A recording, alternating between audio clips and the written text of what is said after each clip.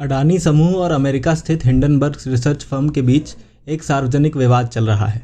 जैसा कि आप जानते होंगे कि अडानी समूह एक भारतीय समूह है जिसके पास व्यवसाय और बंदरगाह, कृषि व्यवसाय, रक्षा, अचल संपत्ति और नवीकरणीय ऊर्जा है।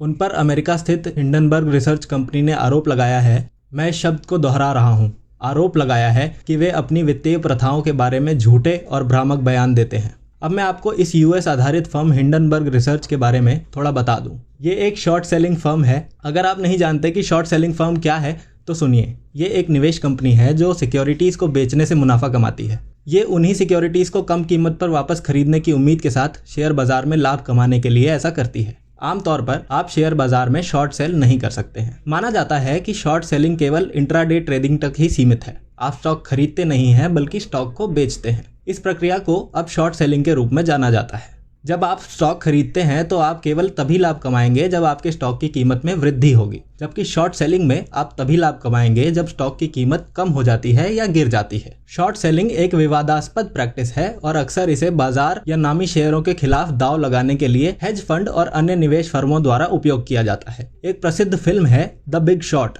ये एक बहुत अच्छी फिल्म है। इस फिल्म से आप शॉर्टिंग के बारे में बहुत कुछ सीखेंगे। इस यूएस आधारित हिंडनबर्ग फर्म ने ठीक यही काम किया है। यदि आप हिंडनबर्ग फर्म की वेबसाइट पर जाएं तो आपको इस कंपनी का कोई पता या एड्रेस नहीं मिलेगा,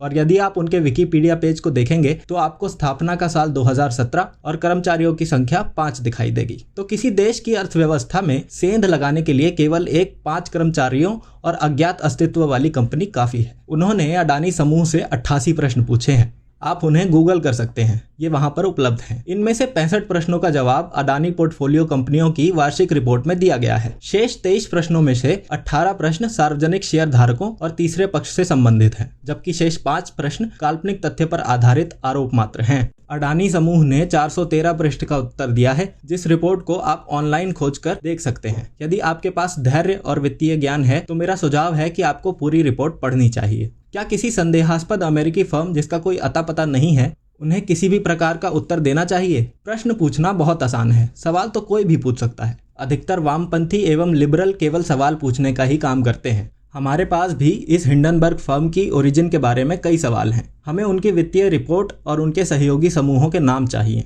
यदि आप उनके विकिपीडिया पेज को देख सकते हैं तो वहाँ ये लिखा है कि रिपोर्ट को हिंडनबर्ग के सीमित भागीदारों के साथ शेयर किया गया है, जो हिंडनबर्ग के साथ मिलकर टारगेट कंपनी में शॉर्ट पोजीशन लेते हैं। तो सवाल ये बनता है कि इस हिंडनबर्ग कंपनी के सीमित भागीदार कौन हैं?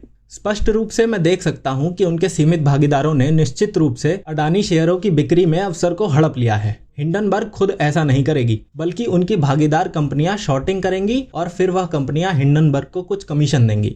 यदि आप सीधे हिंडनबर्ग को देखें तो उनकी वित्तीय घोषणाओं में आपको अडानी के शेयर नहीं मिलेंगे। उन्हें तीसरे पक्ष से भुगतान मिल रहा है। सौभाग्य से मैंने हिंडनबर्ग के विकिपीडिया पेज का एक स्क्रीनशॉट लिया है। यहाँ ऐसा लिखा है कि अपनी टारगेट कंपनी के शेयर की कीमत में गिरावट आने पर हिंडनबर्ग मुनाफा नहीं लेता है। मैंने कल रात एक और स्क्रीनशॉट लिया था जहां ये लिखा गया था कि यदि टारगेट कंपनी के शेयर की कीमत में गिरावट आती है तो हिंडनबर्ग लाभ लेता है। मेरे इंस्टा पर पोस्ट करने के कुछ ही मिनटों के भीतर इस जानकारी को बदल दिया गया और लिखा गया कि हिंडनबर्ग लाभ नहीं लेता है। जानकारी के साथ छेड़छाड़ की जल्दबाजी में इन लोगों ने टेक शब्द को नहीं बदला। उन्होंने अब इसे ठीक कर लिया है। यहाँ पर तीनों स्क्रीनशॉट एक साथ हैं। अब कोई भी विकिपीडिया पेजों को संपादित कर सकता है, इसमें कोई संदेह नहीं है। लेकिन कल जब मैंने इस गलती की ओर इशारा किया और एक स्क्रीनशॉट लिया और कुछ मिनटों के बाद इसे अपनी इंस्टाग्राम स्टोरी पर पोस्ट कर दिया तो इसे एडिट कर दिया गया। इसलिए जिसने भी यह किया है या तो वे हिंडनबर्ग फर्म के सदस्य हैं या कोई ऐसा व्यक्ति जो फर्म का हमदर्द है, या ये आप में से भी कोई हो सकता है जो देख रहा हो। लेकिन बात यह है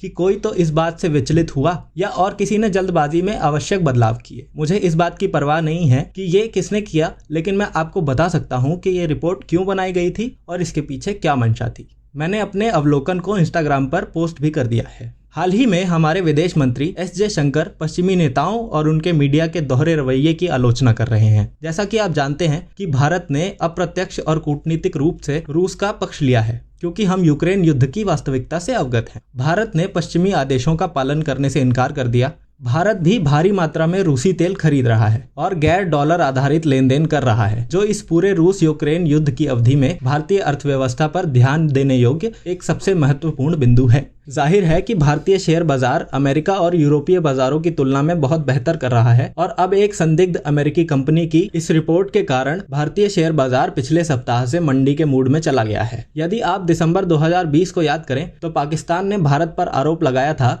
कि वह EU की कुछ डिसइंफो लैब रिपोर्ट्स के आधार पर दुष्प्रचार अभियान के लिए फंडिंग कर रहा है और ये चाल काम नहीं आई। हिंडनबर्ग की भी यही रणनीति है। और फिर कुछ हफ्ते पहले 2002 के गुजरात दंगों के संबंध में प्रधानमंत्री नरेंद्र मोदी पर BBC की डॉक्यूमेंट्री UK में जारी की गई थी। हमें ये बताने के लिए BBC की जरूरत नहीं है कि क्या हुआ और क्या नहीं। भारत के सर्वोच्च न्यायालय ने अपना फैसला दिया है और यही इस मामले का अंत माना जाना चाहिए। केवल विपक्षी राजनीतिक दल, मूल रूप से वामपंथी गिरोह, कम्युनिस्ट और अच्छी मात्रा में माइनॉरिटी आबादी इस डॉक्यूमेंट्री में रुचि रखते हैं। उनके अलावा किसी की भी दिलचस्पी नहीं है। ये बिल्कुल संयोग नहीं है कि ब्रिटेन और अमेरिका सरकार दोनों अच्छी तरह से जानते हैं कि क्या हो रहा है। ये किसी देश की छवि को खराब करने की योजना का हिस्सा ही है, या आप कह सकते हैं कि भारत रूस का पक्ष लेने की कीमत चुका रहा है। और साथ ही अगले साल यानी 2024 में भारत में आम चुनाव है। ऐसे कई राजनीतिक स्टंट देखने के लिए तैयार रहें। मैं भविष्यवाणी कर रहा हूं कि माहौल इससे भी बदतर होगा। देर सवेर हमें एक रास्ता चुनना होगा। बीच के रास्ते पर रहने से जनता की सेवा नहीं होने वाली है। हमारे अपने देश के भीतर पर्याप्त समूह हैं जो इन छोटी छोटी चिंगारियों के चलते प्रभावी रूप से आगजनी शुरू कर सकते हैं। और फिर वे यह कहकर विक्टिम कार्ड खेलेंगे कि क्या अब हम सवाल भी नहीं पूछ सकते। ट्विटर ऐसे लोगों से भर गया है, इसलिए ये रणनीति अब पुरानी हो चुकी है। मैं हमेशा कहता हूँ कि यह लोकतंत्र की जनसंख्या बहुत मायने रखती है। जितनी जल्दी आप इस बात को समझ जाएं उतना ही बेहतर है। और आप में से जो लोग शेयर बाजार को समझते हैं और वे भी जो शेयर बाजार को नहीं समझते, मुझे ये कहना है कि इन शेयरों की प्रवृत्ति ऊपर और नीचे, हरे और लाल, तेजी और मंदी में ही है। आप तभी खरीदते हैं जब दाम में कोई गिरावट होती है। तो इन रिपोर्टों से कोई फर्क नहीं पड़ता। एक तरफ ऐसे लोग हैं जो पैसे कमाएंगे और फिर दूसरी तरफ ऐसे लोग भी हैं जो उत्तेजित हो जाएंगे और हमेशा सवाल पूछेंगे और उन्हें मरते दम तक उनके सबसे ज़रूरी सवालों के जवाब नहीं मिलेंगे। अब खबरों में यह भी देखने को मिल रहा है कि अडानी समूह ने इजराइल के हाइफा बंदरगाह को $1.2 बिलियन में खरीदा है। ये एक बड़ी खबर है। क्या आप उच्च समर्थन के महत्व को समझ सकते हैं? मैं आपको मानचित्र पर दिखाता हूँ। ये बंदरगाह भूमध्य रेखा पर पड़ता है। लाल सागर और फिर स्विस नहर को पार करके आप इजराइल के हाइफा पोर्ट तक पहुँचते हैं। भूमध्य सागर को अक्सर महत्वपूर्ण वाणिज्यिक बंदरगाहों के हब के रूप में जाना जाता है। जरा कल्पना करें कि अब भारत के स्वामित्व वाला एक बंदरगाह होगा। ये वास्तव में भारत के लिए एक महान मील का पत्थर है। इसलिए किसी भी रिसर्च फर्म द्वारा बनाई गई किसी भी रिपोर्ट से परेशान ना हो। रिपोर्ट तैयार करना कोई बहुत बड़ी बात नहीं है। न्यूनतम शिक्षा वाला कोई भी व्यक्ति ये काम कर सकता है। एक प्रसिद्ध कहावत है कि कम सक्षम को कभी भी अधिक सक्षम का न्याय नहीं करना चाहिए। जबकि तथाकथित हिंडनबर्ग शोध फर्म, जिसका मूल अज्ञात है, वो कम से कम दुनिया के इस हिस्से में तो शून्य विश्वसनीयता रखती है। मुझे आशा है कि आपको ये वीडियो पसंद आई होगी। इसे देखने के लिए आपका तहे दिल से धन्यवाद।